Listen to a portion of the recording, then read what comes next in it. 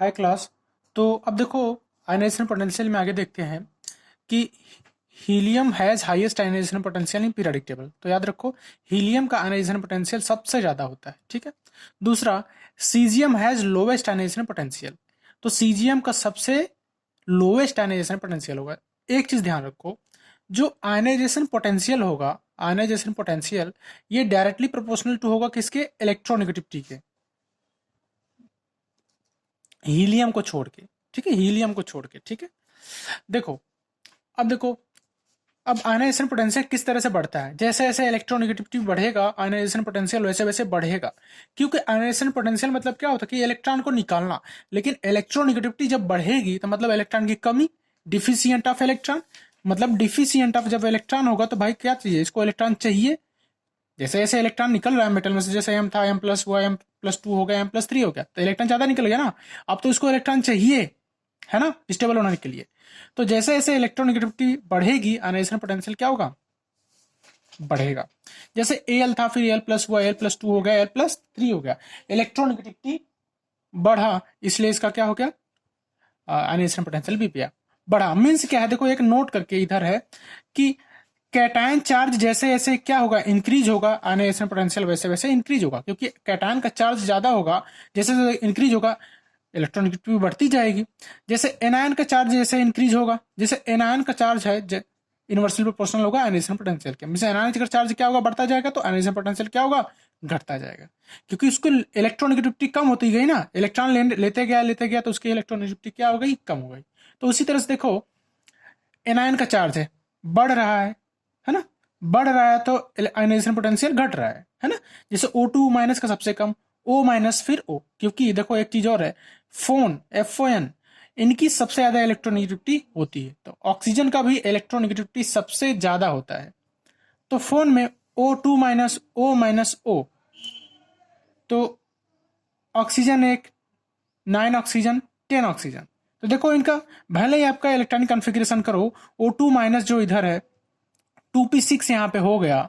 देखो 2p6 है अगर इधर जो भी, तो देखो इसका ऑर्बिटल तो फील्ड है, फुल फील्ड है, लेकिन फिर भी इसका जो है आयनाइजेशन पोटेंशियल क्या होगा? सबसे कम होगा। क्योंकि इसका मेन रीजन है कि इसका जो इलेक्ट्रोनेगेटिविटी है वो टू माइनस का कम है और ओ का सबसे ज्यादा है ना। तो इसलिए ओ टू माइनस फिर ओ माइनस फिर ओ, तो इस तरह से आयनाइजेशन पोटेंशियल इसका बढ़ेगा। जैसे जैसे कैटायन का चार्ज बढ़ेगा, आयनाइजेशन पोटेंशियल बढ़ेगा, एनायन चार्ज बढ़ेगा तो आयनाइजेशन पोटेंशियल घटेगा। ठीक है, ये ध्यान रखो। देखो आगे है इसी तरह से O2 minus less than F minus. इसका मेन रीजन क्या है कि F जो होता है फ्लोरीन, मोर इलेक्ट्रोनेगेटिविटी होता है किसके? ऑक्सीजन के। ठीक है, तो इसका इसलिए F माइनस का सबसे ज्यादा क्या होगा? इलेक्ट्रोनेगेटिविटी इसमें O2 माइनस और F माइनस में। देखो आइसो इलेक्ट्रॉनिक स्पेसिस ले लिए, तो Ne का लेस होगा Na प्लस से, Na का Na प्लस होगा। क्यों? क्योंकि इसका इलेक्ट्रोनेगेटिविटी यहाँ पे बढ़ गया। देखो O2 माइनस को इसी तरह से N less than O plus, क्योंकि भाई FON फोन देख लो, इलेक्ट्रोनेगेटिविटी O की ज्यादा। तो ठीक है, अब देखो एक तो प्लस और कर दिया तो मतलब और इलेक्ट्रॉन चाहिए इसको। तो देखो भले ही इनका NP3 है, लेकिन इसका ज्यादा होगा क्योंकि इसकी इलेक्ट्रोनेगेटिविटी ज्यादा होती है। स्टेबल होने के लिए ऑक्सीजन 8 इलेक्ट्रॉन चाहिए ना ऑक्सीजन में, तो ये कम हो गया, डिफिशियंट हो गया। तो इसलिए इसकी इलेक्ट्रॉनिक। अब देखो एक चीज और है कि ऑक्सीजन में नंबर ऑफ इलेक्ट्रॉन 8 थे और प्रोटॉन भी 8 थे। जब एक इलेक्ट्रॉन इसमें से निकल गया तो 7 इलेक्ट्रॉन हो गया और 8 प्रोटॉन हो गया, है ना। तो भाई इस इलेक्ट्रॉन को 8 प्रोटॉन बांध के बहुत मजबूती से रखेगा ना, तो इसलिए इसमें से इलेक्ट्रॉन निकालना बड़ा मुश्किल होगा। इसी तरह से इसमें देख लो, Na प्लस में सिंपल सा चीज है कि इसमें 10 इलेक्ट्रॉन हो गए Na प्लस में और 11 प्रोटॉन, तो भाई इसको बांध के रखेगा ना मजबूती से। जबकि Na में क्या है? 10 इलेक्ट्रॉन 10 प्रोटॉन, तो उसको बांध के रखेगा उस तरह से। लेकिन ये 11 प्रोटॉन 10 इलेक्ट्रॉन को और मजबूती से बांध के रखेगा, इसलिए इसका आयनाइजेशन पोटेंशियल से ज्यादा। तो इस तरह से इसको समझना है, ठीक है। देखो जैसे इसमें है O2 माइनस का कम क्यों हुआ? क्योंकि इसमें 8 प्रोटॉन तो अभी भी है, लेकिन 10 इलेक्ट्रॉन हो गए। तो भाई 10 इलेक्ट्रॉन हो गए, ज्यादा इलेक्ट्रॉन ना, तो इसको खींचेंगे, ज्यादा फोर्स से बड़ा करेंगे अपना एटॉमिक साइज। तो भाई यहाँ पे आयनाइजेशन पोटेंशियल कम होगा। F माइनस में 9 इलेक्ट्रॉन और 9 प्रोटॉन और 10 इलेक्ट्रॉन, तो कुछ तो ज्यादा होगा ना इससे। तो इस तरह से ये भी है। देखो सब सिंपल है।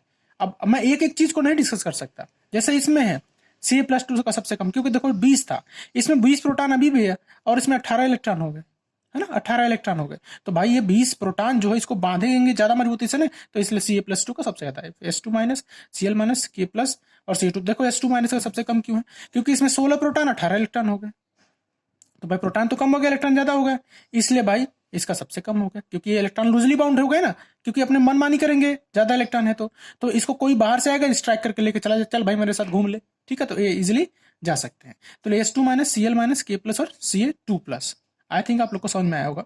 अच्छा, एक चीज और लिखना है कि right increasing order of ionization potential. देखो अब इसमें क्वेश्चन क्या है आपका, ये आपको समझ में आया ना, S2 minus Cl minus K plus, I think समझ में आया होगा। सिंपल सा आप सिंपल सी चीज लगा लो, जेड डिफेक्टिव का तब भी आप कर सकते हो। जेड डिफेक्टिव मतलब प्रोटॉन बढ़ेगा या प्रोटॉन घटेगा, उसी के ऊपर डिपेंड करेगा आयनाइजेशन पोटेंशियल भी।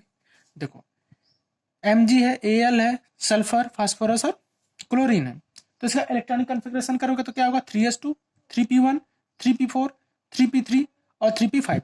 देखो सबसे कम किसका होगा, ध्यान दो, तो सबसे कम किसका होगा, 3p1 का। क्यों, क्योंकि इसमें आसानी से एक इलेक्ट्रॉन, देखो एक p में एक इलेक्ट्रॉन था, आसानी से निकाल दिया।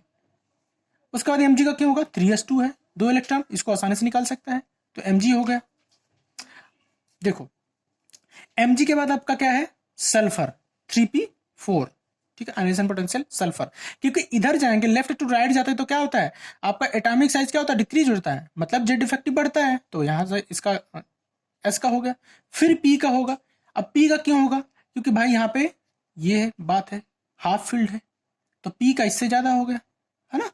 उसके बाद Cl होगा, और Cl का सबसे ज्यादा क्यों होगा, क्योंकि भाई इसकी इलेक्ट्रोनेगेटिविटी बहुत ज्यादा होती है, या तो ये देख लो, ये भी देख लो, और इसकी एटॉमिक साइज भी कम है, जेड इफेक्टिव भी ज्यादा है। तो आपका इसलिए क्या हो गया, Al हो गया, Mg हो गया, सल्फर हो गया, फास्फोरस और क्लोरीन हो गया। तो इस तरह से ये हुआ आपका। अच्छा, एक दो क्वेश्चन और देख लेते हैं, ठीक है, एक दो क्वेश्चन और देख लेते हैं हम लोग आगे। जैसे आपका है दूसरा, नाइट्रोजन है, ऑक्सीजन, सल्फर और फास्फोरस। देखो इसका क्या होगा, 2p3, इसका 2p4, इसका 2p, 3p4 और इसका 3p3। अब देखो सबसे कम किसका होगा इसमें, सबसे देखो ये तो सबसे ज्यादा हो जाएगा। अगर फास्फोरस को देखो, अभी देखते हैं ना, अभी देखते हैं, कोई जरूरी नहीं कि इसका ज्यादा ही हो, सॉरी। देखो इन दोनों, देखो अगर इसमें नंबर ऑफ सेल कम है तो भाई इसमें आयनाइजेशन पोटेंशियल ज्यादा होगा एक तो। अब से देखो इन दोनों का इलेक्ट्रोनेगेटिविटी बहुत ज्यादा होता है, FON मतलब फ्लोरीन, ऑक्सीजन और नाइट्रोजन का सबसे ज्यादा इलेक्ट्रोनेगेटिविटी होता है, तो इन दोनों का तो सबसे ज्यादा हो गया। अब इन दोनों में किसका ज्यादा होगा वो डिसाइड करेंगे। पहले तो ये जान लो कि इन दोनों का इन दोनों से कम है, तो इसमें ज्यादा किसका है, कम किसका है, इन दोनों में देखो तो सबसे कम किसका होगा। देखो ये हाफ फील्ड, ये है फास्फोरस, हाफ फील्ड है, तो भाई फास्फोरस को तो ज्यादा होगा किससे, सल्फर से। अब देखो मैं बताया था कि नाइट्रोजन का ज्यादा होता है, तो नाइट्रोजन का सबसे ज्यादा, उसके बाद ऑक्सीजन, फिर नाइट्रोजन, ठीक है, समझ रहे हो ना मेरी बात। भाई यहाँ पे क्या है, 4 इलेक्ट्रॉन है और इसमें 3 ही है, हाफ फील्ड, इसलिए ऑक्सीजन का नाइट्रोजन का ज्यादा हो गया। चलो एक क्वेश्चन और देखते हैं। नाइट्रोजन, ऑक्सीजन, मैग्नीशियम और एल्युमिनियम। देखो इसका करो, नाइट्रोजन का 2p3 हो गया, इसका 2p4 हो गया और इसका 3s2 हो गया, इसका 3s2 और 3p1। अच्छा देखो इसका सबसे कम किसका होगा, देखो इसका सेल बढ़ गया, मतलब Al का सबसे कम, फिर इसके बाद आपका Mg आ जाएगा, फिर आपका ऑक्सीजन, फिर नाइट्रोजन। आई थिंक आपको समझ में आया होगा। तो इसके आगे हम नेक्स्ट क्वेश्चन कुछ और देखेंगे, 10-12 क्वेश्चन और देखेंगे, तब आपको ये बिल्कुल क्लियर हो जाएगा। आई थिंक ये समझ में आएगा, आपका लेक्चर आज समझ में आया होगा।